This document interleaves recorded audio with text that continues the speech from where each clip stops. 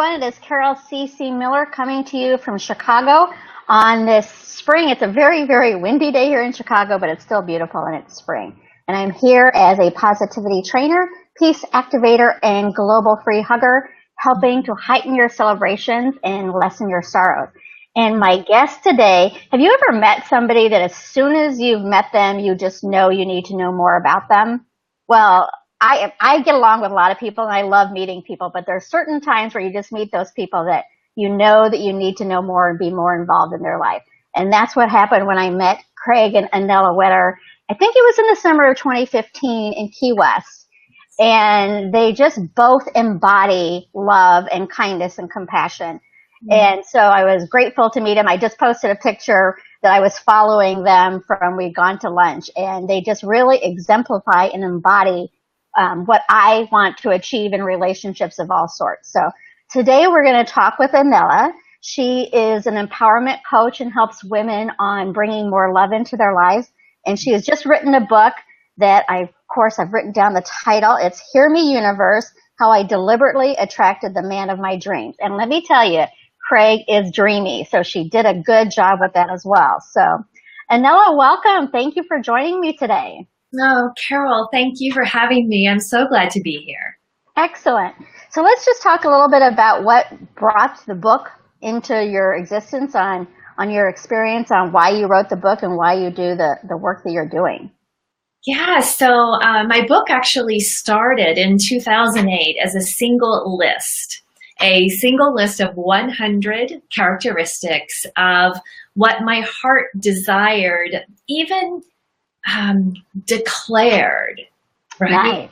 Was what I wanted to experience in relationship. And so 2008 marked 3 years after my 22-year marriage ended in divorce. And so I was in this period of my life that I was learning a lot about myself. And I recognized these patterns that were showing up in relationships that fundamentally meant that the relationships I was in were unfulfilling and even confusing. And so I picked up a copy of Oprah magazine, turned to an article, and read a story about a woman who'd had some similar life's experiences.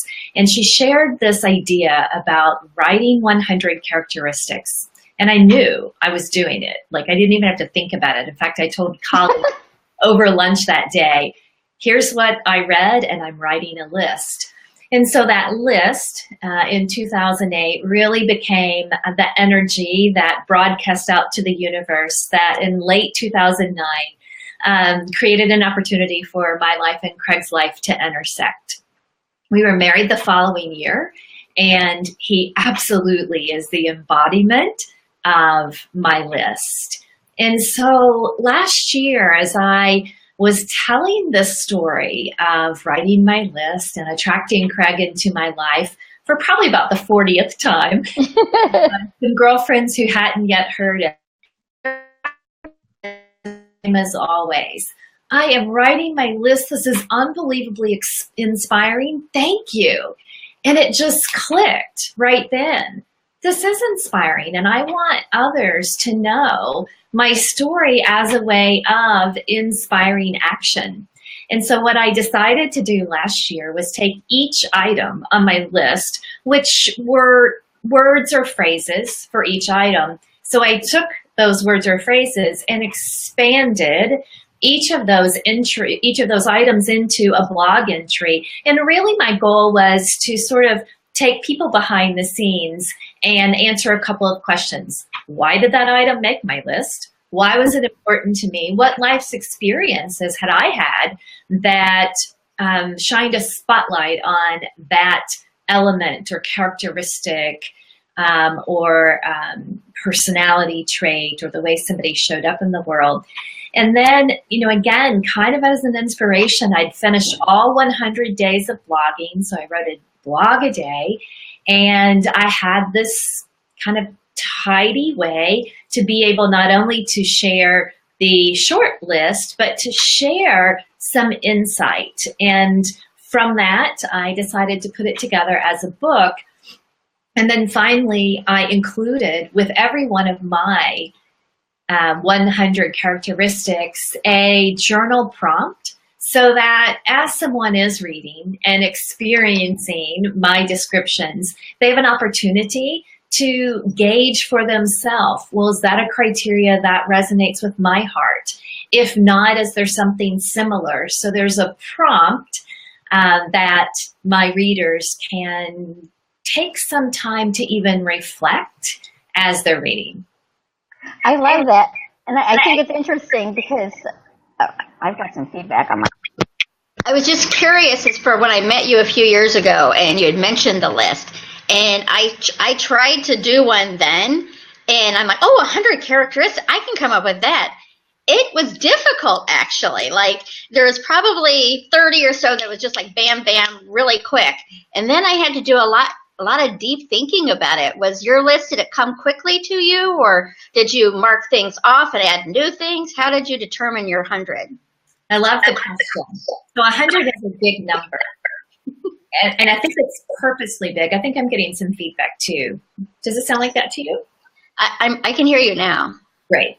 I love the question because I teach a process of writing a love list, a list of 100 characteristics. And so the first thing that I personally did, and the first thing I teach, is to begin with what you know.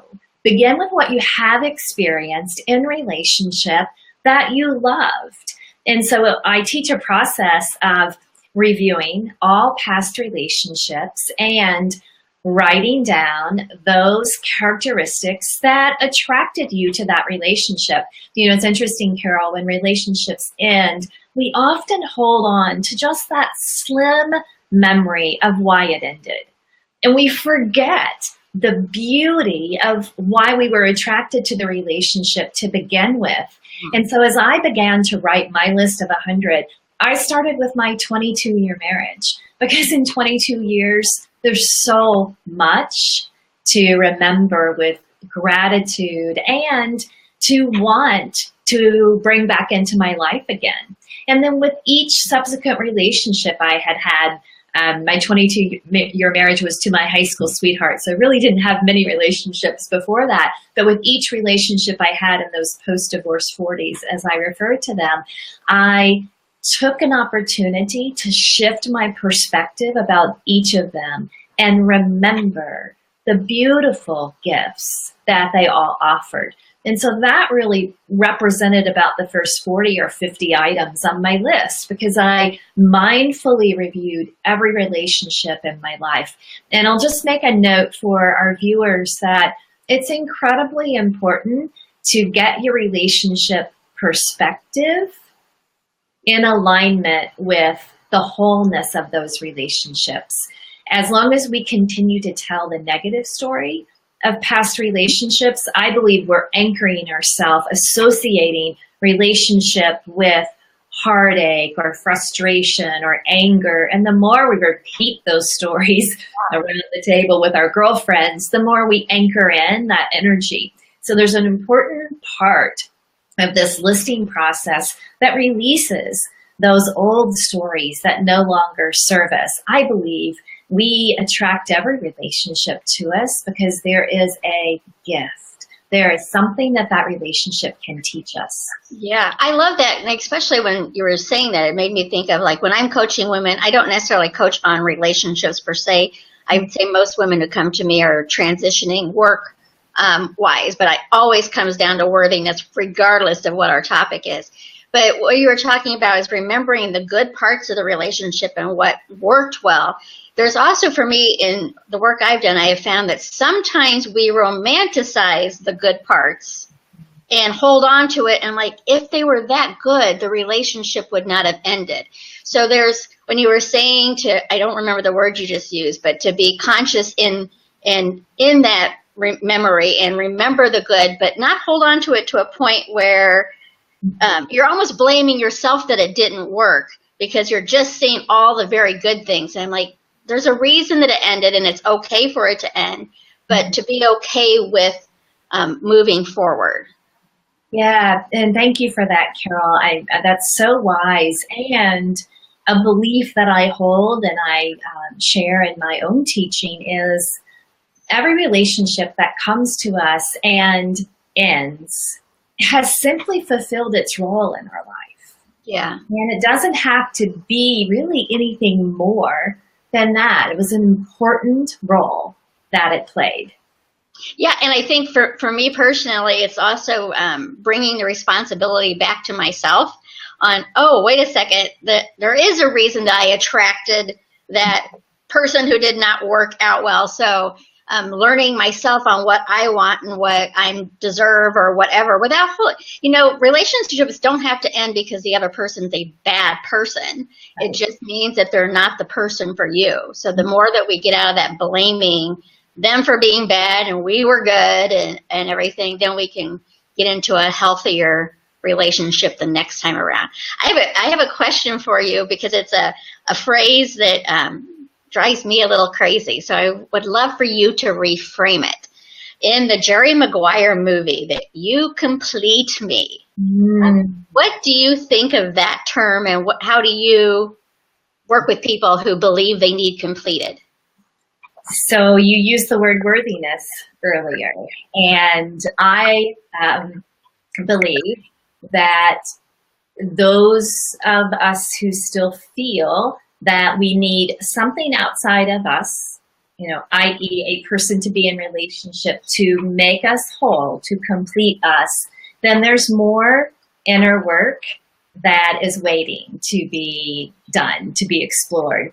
Because no, I don't believe another human can complete another human. And in fact, a really important energetic shift I made in those post-divorce 40s was making a decision to be out of relationship rather than settle for a relationship that was less than my ideal. Once I had made this list and gotten real clarity around what I wanted to experience, I made this internal promise to myself that I would be in relationship with me and only me, rather than settle in a relationship that did not hold for me all of the potential, the characteristics, the depth, the beauty that I was looking for. And in that, I recognized that I let go of that storyline that I had held for a very long time, that someone else was going to bring something to my life that I didn't already have. And so here's the other beautiful result of my making my list of 100 characteristics, because as I was writing this list, what became really clear to me was that my list also was calling me to step forward into my higher and best self. So that if I wanted to attract someone who was grounded and wise and kind, and those items are on my list, then my question to myself was, then how are you showing up every day, Anella? What is it in you that you can shift to be firm and clear, right, in those same emotions? I think that's so important. I mean, honestly, the ideal list, like you said, once you have it in front of you, it's almost like you can't take it back then. So the people who come into your life and don't fit that list, and I really want to be clear with everybody, especially because I know Anella so well, that we're not remotely talking about being better than other people, but just to attract the right people for us. It doesn't mean that they're a good person or a bad person, but they're the right person for us in our situation. And I love, I've done a list as far as ideal clients on who I want to work with in my coaching and marketing background. And one of them was that especially for when I'm helping others in event planning and things like that, they have to be heart-centered. Doesn't mean they have to be perfect, because I can guarantee you I'm not perfect, but they do have to be coming from a place of love and kindness. And once I set that, I mean, there were red flags going off on the people who did not fit that anymore. And to release that in love was still challenging, because you have to, step into yourself and, like you mentioned, your highest self. But if I am saying that I'm only going to work with heart-centered people and continue to work with people who I I don't believe are, then I'm not coming from my own heart to continue that. So, and once you release the things that no longer work, things that do work come into place. It's kind of a little scary little space to be in when you're in that process of the shift, but it truly is worth it. It truly is. You know, just one little example from my own list, Carol. One of the items is volunteers. And I love, of course, that spirit of volunteerism. I believe we all have so many gifts that we can share with the world, and the world is a better place when we step into that space. And I had this very clear recognition when I wrote that item on my list that I was not standing in that space as much as I was capable of. So it really called me immediately to look at my life in a way that expanded and sparked change and sparked reaching out and taking action. What were some of the harder things for you to, like when you were creating that list and you realized you were not living in that space yourself? Did some of them, like, did you just like cross them off the list, like I'm not ready to live in that space? Or did you figure out ways to step up because that truly was what your soul was calling you to do? Yeah, so first of all, I honored what came up for me and wrote it down on that list. So I really wrote the list in a spirit of brainstorming. If you've ever been in a brainstorming session, you know, they're kind of those rules. No bad ideas, trust what comes up. So I did. And so therefore, I felt like my list was such an authentic representation because I stayed in my heart, right? I wrote from that emotion as opposed to questioning.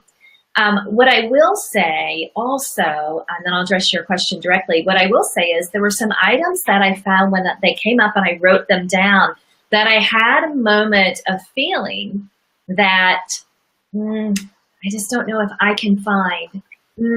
I just don't know if I can. So what I also heard was some worthiness issues in myself to look at, because I wanted to be able to fully claim this desire of my heart. And so I recognized that there was a little disconnect between what my heart desired and some of the old stories I had told about myself, about all men, right? About relationships. I had been in that space in those post-divorce 40s. It was a part of my deep personal growth.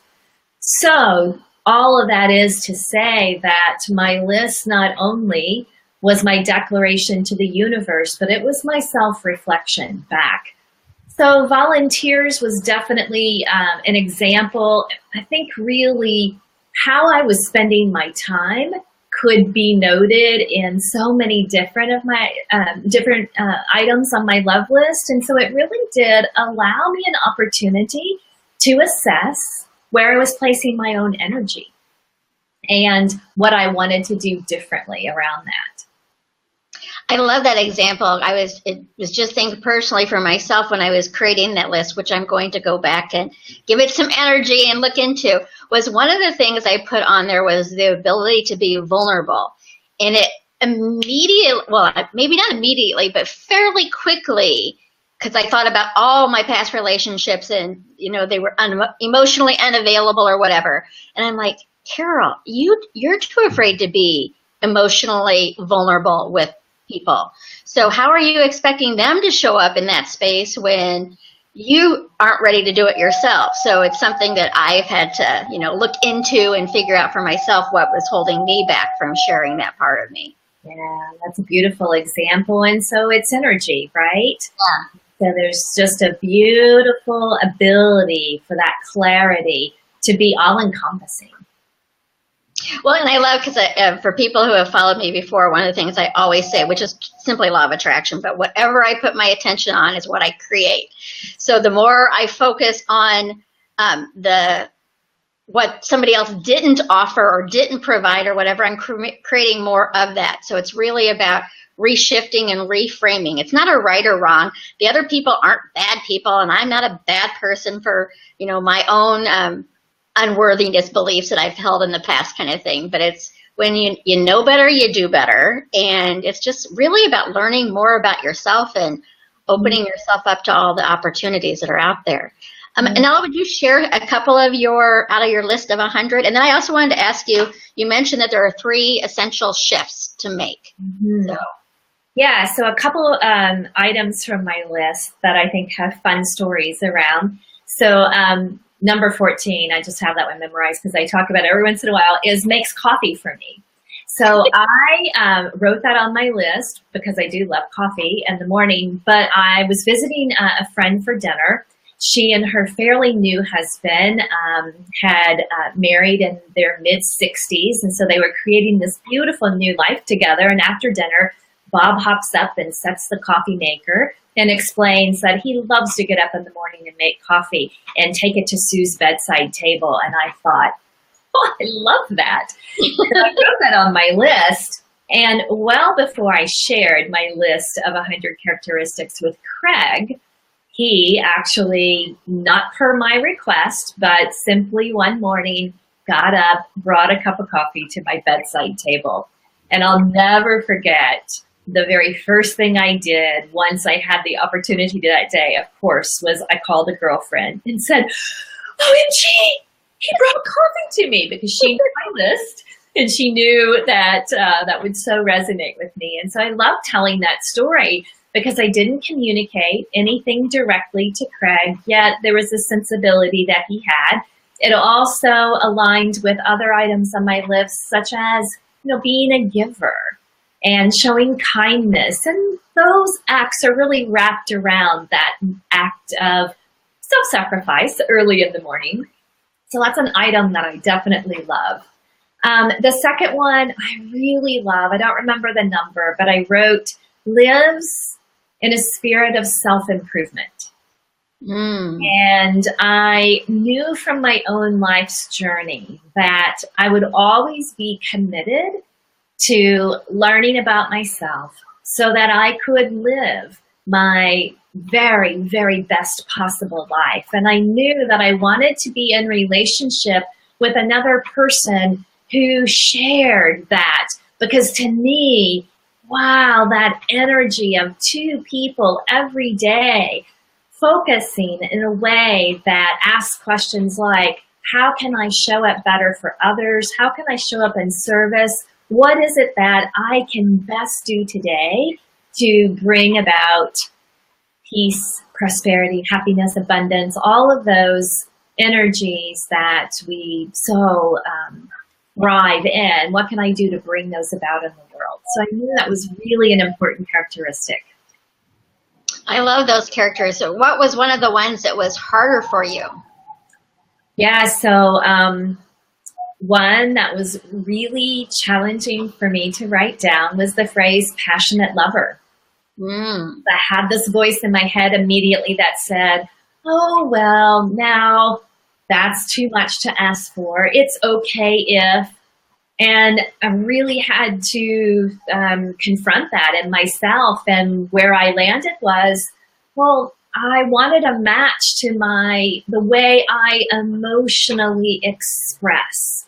And part of that is I show up being all in, and I show up wanting to show my heart, even as a lover. And so I wanted to claim that despite whatever limiting voice in my head that wanted to say, that's not possible, or you can't have that, or that doesn't matter. So there were several items on my list that caused that internal questioning about my own worthiness to have my heart's desires, to claim my heart's desires.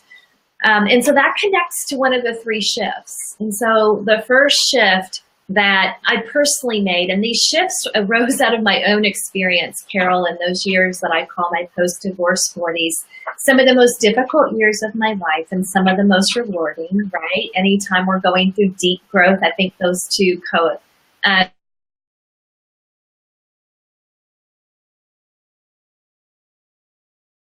Oh no, we just lost Anella. Oh, she's that it really takes those challenging situations for us to grow and learn. It's like, I think it's Oprah who has said it, but many have said it. It's like the universe whispers, and then it whispers louder, and then it kind of hits you because we need to learn. So it really, I know personally, I've had experiences that I would not want to relive. However, I certainly don't regret them because they've made me who I am today. So, yeah. And I love that you use the word regret. It's one of the fundamental things that I learned in those years of my really most expansive growth, which was there's not a day of this life that I assign regret to. There's always a perspective that I have been able to achieve that has been beneficial and helpful and provided clarity for me.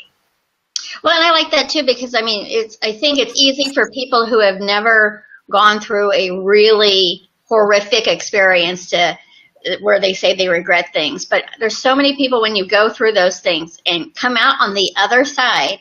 Again, there's experiences in my life I would say, I don't want to walk through that journey again. But I love who I am today, and had that experience not happened, I would not be the person I am today. Yeah. Hopefully I would still be a good person, but who knows where I would be if those experiences hadn't happened. Right, yes. And embracing, right, the gifts again, which is a huge perspective shift. Yeah, it's all about, even in our hardest days or tragedies, you know, there is beauty to be found there. Some days it takes a lot more digging to find that seed of opportunity, but it is there when you want to look for it. So what were the 3 tips? I stopped you on, sorry. No, that's fine. So these 3, I call them energetic shifts in consciousness. So they're really shifts in the way I was thinking. And of course, I know you and I agree that our thoughts are powerful and they shape our experience. So the 3 shifts for me that I experienced in these years of personal growth, the first one was declaring my worthiness. So I recognized in my post-divorce 40s, after a series of unfulfilling and frustrating relationships, that I was the common denominator. And so my narrative about all men out there resulted in my ability to go, whoa, wait a minute, Anella. You're the one who's consistently showing up all the time. So what is it that you can shift in you? And what I recognized was that I wasn't claiming my full worthiness to be in a relationship that honored me, that was even wholly emotionally available to me. There were a lot of common characteristics where I was choosing relationships that were not showing up for me. And so there was a whole lot of work that I did around this concept of worthiness. And then the second shift was changing my perspective about past relationships. Releasing those negative stories that really by habit as much as anything, I would often tell primarily in conversation to other women about that guy or that. How dare he do that or say that? Yeah. And it kind of hit me like just, I don't know, like something that was obvious once I recognized it. And I immediately made a shift. In fact, for me, it sounded like then showing up at, dinner with girlfriends and just preemptively saying, so what you're not going to hear from me tonight is negative chatter about past relationships, because I am choosing to claim a perspective that is empowering. So I'm just letting you guys know, it might sound really different, but I've made a choice. And so claiming that perspective was absolutely empowering to me. And then the third shift, crystal clear on what it is that you want from this life. Crystal clear. And that is really the role that writing my list of 100 characteristics. 100 is a big number, and part of the reason it is important to try to hit that number is I got clearer and clearer and clearer and clearer, energetically clearer about what it was I wanted to attract. It really does. I mean, those lists are so powerful in that. And what I was thinking when you were talking about the worthiness and even changing the story, it's kind of something I say just in regards to kindness as a whole, that sometimes people relate to kindness as being a doormat and letting people walk all over you. And I think kindness is probably the biggest strength you can possibly have. And when you're shifting from that worthy space and being brave to tell a new story, really it can be scary because you're being so brave, because now you're owning the story, where before you can blame him for his behavior in the relationship and how he didn't treat you well, or whatever story you were telling before, without owning the fact that you drew that behavior into your life for a reason, because you didn't feel worthy of more, which most likely they don't feel worthy of more to be in that type of relationship as well. So total match. You're exactly right. It really is not about blame. It's about standing up into your power and being your highest self and your best self. We had Janie, I think I said your name right, Janie. She's like, realize that you are in the essence of love and light. And that is absolutely true. Mm-hmm. Yeah. So I know, so the tips were, again, could you just briefly go over them again? So the first one, the phrase I use is declare your worth. And I think that word declare, right? I mean, we have a Declaration of Independence as a founding document of this country in the United States. So declare your worth, because you are worthy, right? We all are. None of us showed up here in this lifetime to settle for less than what our heart desires. And I also really underscore the point that our heart doesn't give us a desire, I believe, that is not possible. And so if you're feeling in your heart this desire for whatever it is in this life, listen to that, note it, pay attention to it, and heed that message. The second shift, change your perspective about past relationships to one that is empowering, that's true, and that's empowering to you. And then third, name your ideal. Not, oh, this would be okay, right? But your ideal. Esther Hicks has a beautiful quote that I often use with clients on this topic. And she says something like, we've become afraid to desire. We're even afraid to fantasize, because if we can't see how it's going to happen, we fear that it can't happen. And her invitation is to absolutely all out fantasize and then trust, right? Trust in the process. And so I think that's the final thing I might say, Carol, is I wrote this list of 100 characteristics. I folded it up and I put it in a drawer. I went on with my life.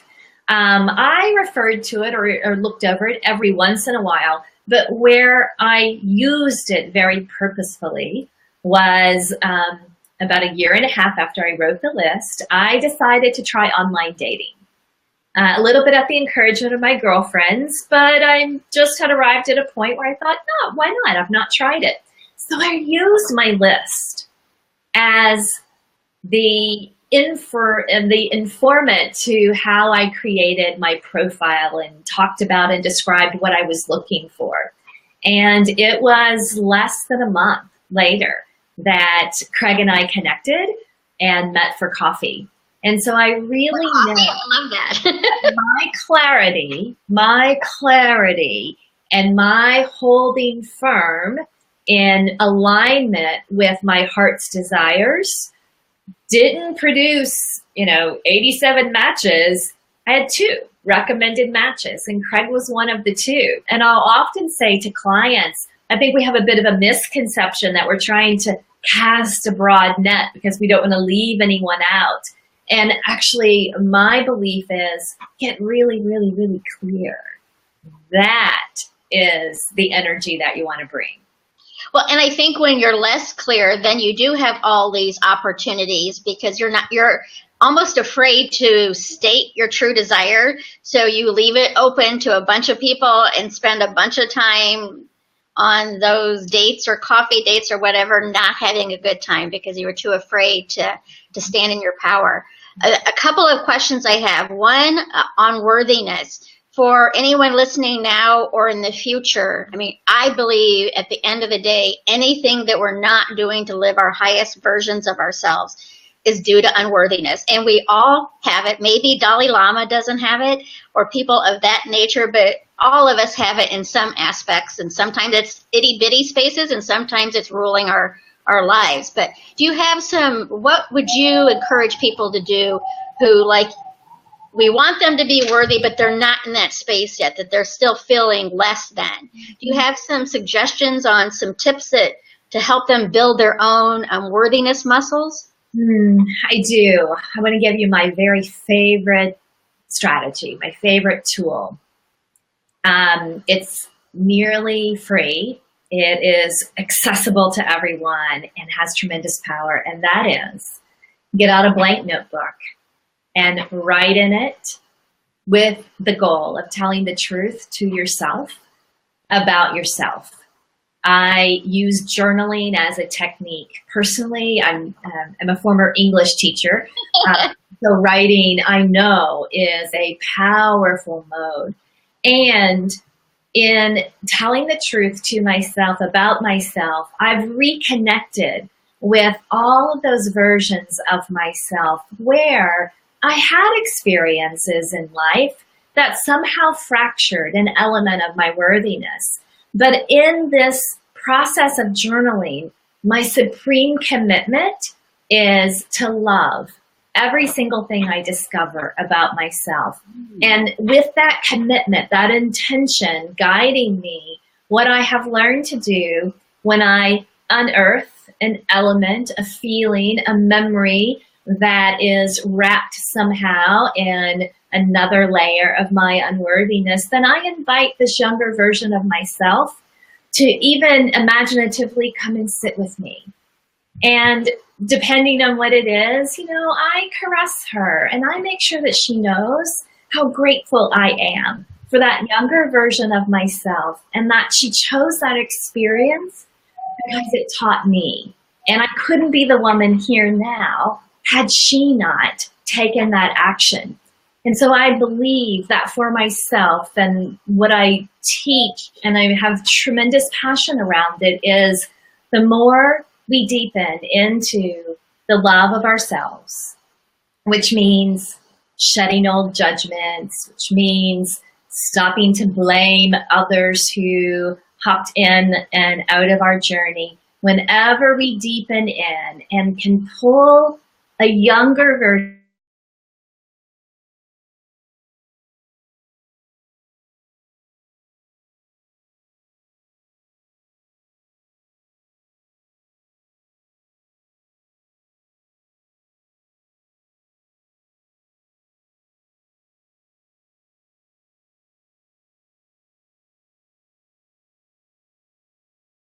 A news story about, I was just stepping in here for a second, Anella, that when you were mentioning to tell a news story about past relationships, for me, that also means to tell a news story about how I showed up in that relationship.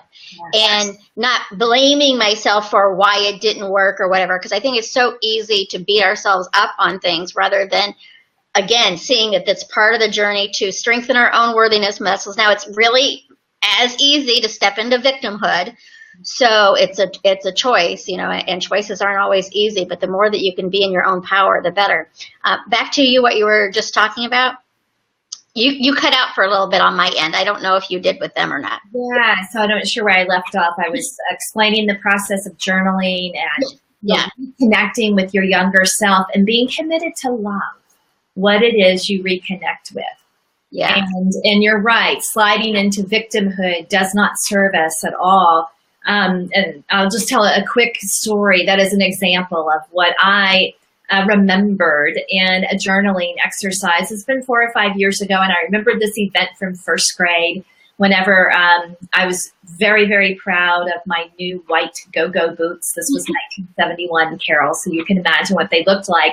And my teacher called me to the front of the room first thing that day and told me that if I was going to choose to wear those things, I was going to have to learn to keep them quiet. So she was scolding me for walking too loudly. And I can remember in that moment feeling ashamed, feeling small. I remember just wanting to be quiet because I felt that I disappointed my teacher in being loud. Now, that's a simple example, but the energy that I took from that is one that I can now see was my choice to step into an area that I would call unworthy. And I have in many ways over the course of my life been remembering how to be loud, how to step in fully, how to shine whenever I want to shine. And I'm also not at all blaming my first grade teacher. So there's no element of victimhood here. It was, first day back after a holiday break and 30 first graders in the classroom. So she certainly didn't need my boots making extra noise. But that's an example of an event that I completely had forgotten. And when I revisited it in my journal and remembered that feeling that I had of embarrassment and shame, then I was able to pull that 7-year-old me close to me and just have a conversation in my journal about that event and understand it and unravel it and ultimately derive personal power from it. I like that because, it's surprising because I'm a writer, but I don't journal that much, and I keep thinking I should.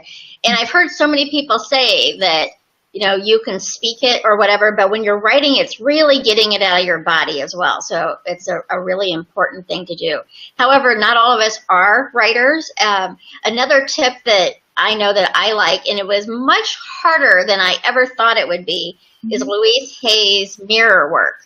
And she has you look in the mirror and just say, I love you, Carol. I love you, Carol. And I thought, I brushed my hair, I brushed my teeth, I put my makeup in front of the mirror all the time. I'm always looking at myself in the mirror. This is going to be easy.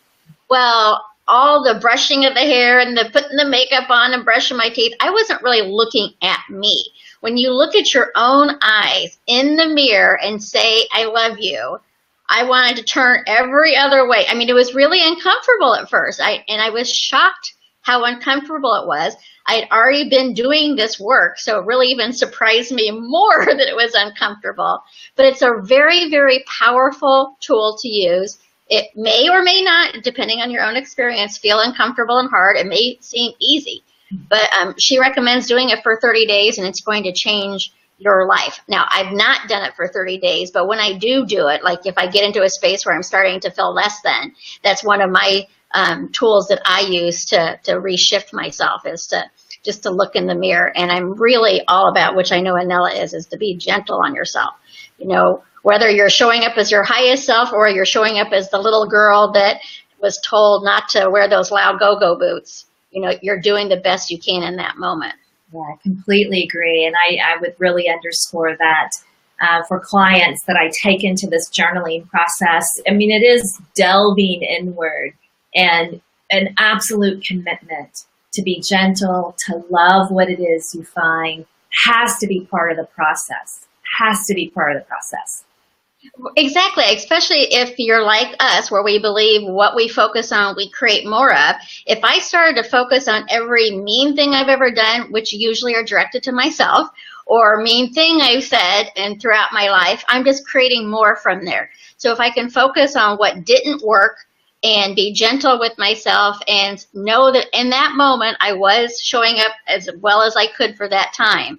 But being gentle is going to allow you to grow from a space of kindness rather than of judgment, of being a bad girl or whatever has been told to you throughout the years. So, yeah, Carol, I agree. And I think it also therefore allows you to look at it, right? I think Brene Brown addresses, this notion that I think her research shows that we are the most obese, addicted, depressed adult cohort in American history.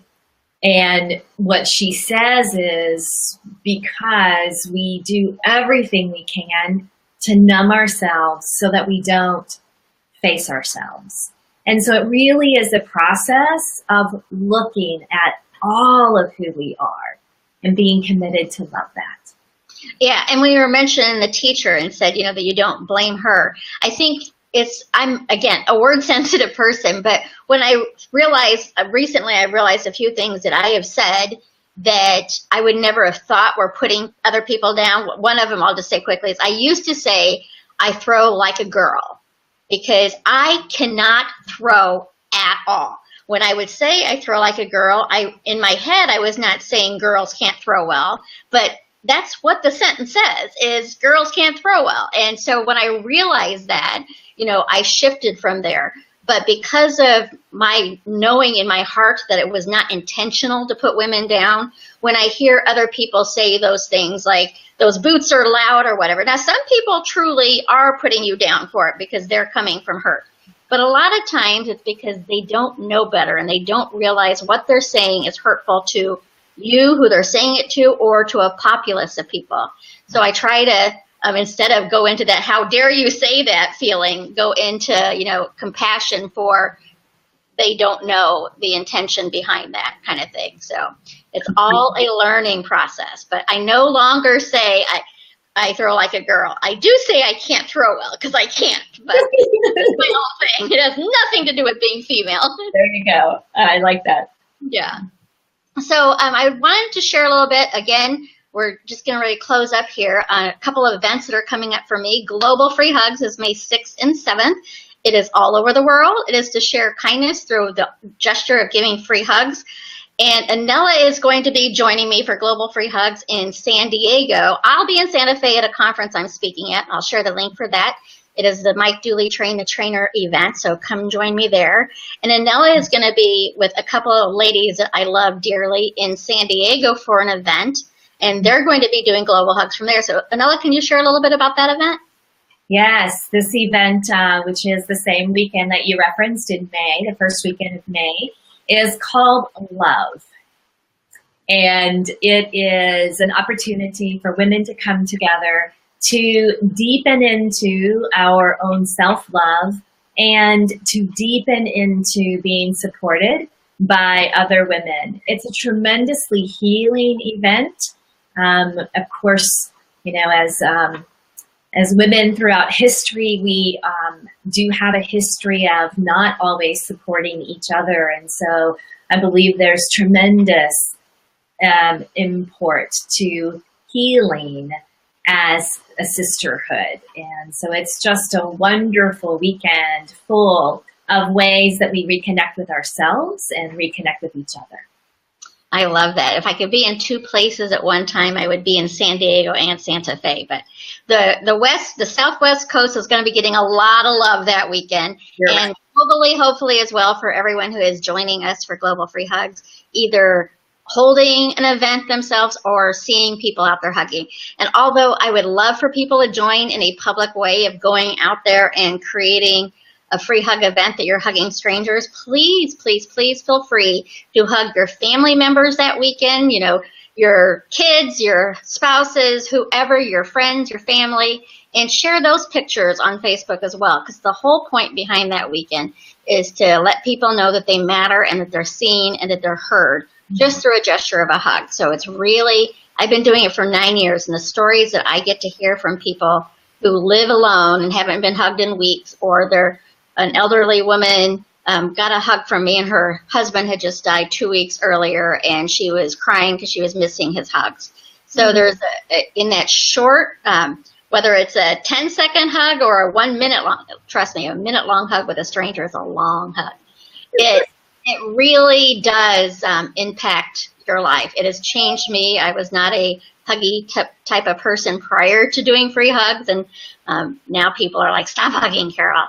But again, Anella, thank you so much for being part of This Is Life here on Positive Focus and sharing your wisdom on heightening people's celebrations and lessening their sorrows as they go through releasing what no longer works for them to allow in the space for what is good for them. And one last thing that I wanted to say about those relationships that don't work or haven't worked in the past, I think it's so important, and I thought about this for clients that I work with as well, if truly it's not working for you, it's not working for them either. They may fight it if you're the one doing the breakup because they think it's working for them. But if they really went into their heart and went inward, they would know that it's truly best for them for this to resolve as well. So don't stay in the relationship because you're worried about hurting the other person, because if it's not working for you, it really isn't working for them either. Have any last minute thoughts there, Anella, that you'd like to share? Yeah, I think, so first of all, Carol, thank you so much for the work that you do in this world, and thank you for inviting me here. And, you know, ultimately, my message is one of self-love.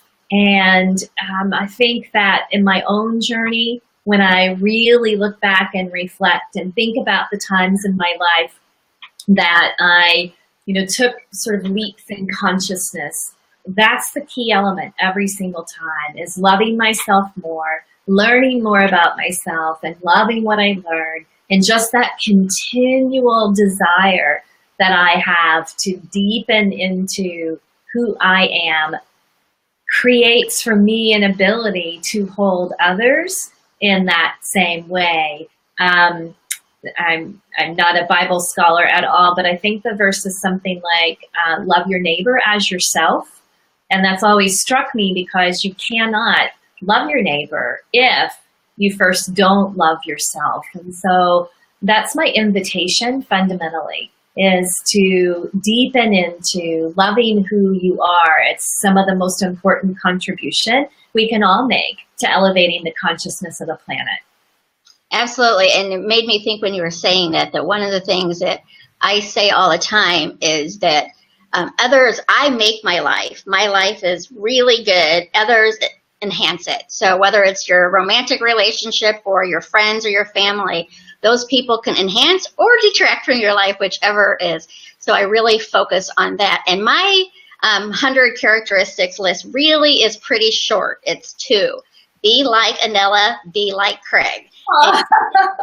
Takes care of it for me. It's I don't have to write 100 characteristics.